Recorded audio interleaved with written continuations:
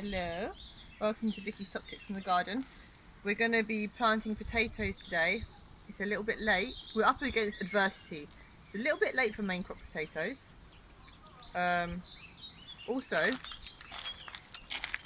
they haven't entirely chittered yet. We got them all delivered late. So those little sprouts there are what you want. They're the ones that they're what form the green shoots from the potatoes and make it a plant.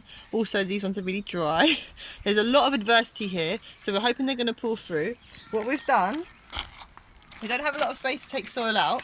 When you're planting potatoes, you want to have them really deep in the soil, and you want to allow for enough space to do something called earthing up, which is as they grow. So a green shoot will come out of that, and as they grow, you want to put more earth onto that green shoot to encourage it to make more roots, so it's under the soil. We don't have any manure right now. Things are quite hard to get delivered, but what we do have, because potatoes are very heavy feeders, they like a lot of food, what we do have is a hell of a lot of nettles in our garden.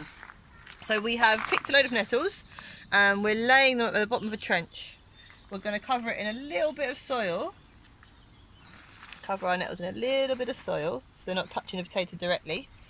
And then we're going to place our potatoes about 6 inches apart on the beds. We're going to cover them with another 3 or 4 inches of soil, and then we're going to leave the bank steeped up like this so that we can earth them over as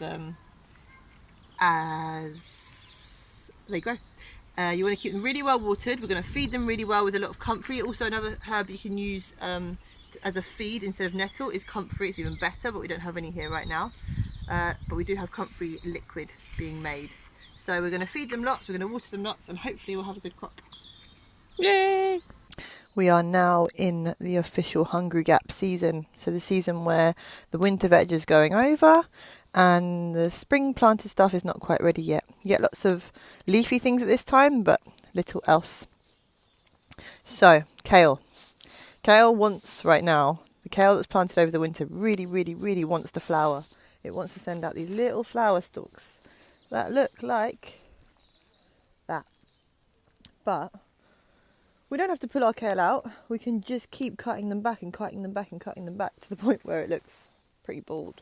But you get these lovely little nuggets of kale flowers, which are just like, is it called broccoletto, I think they call it?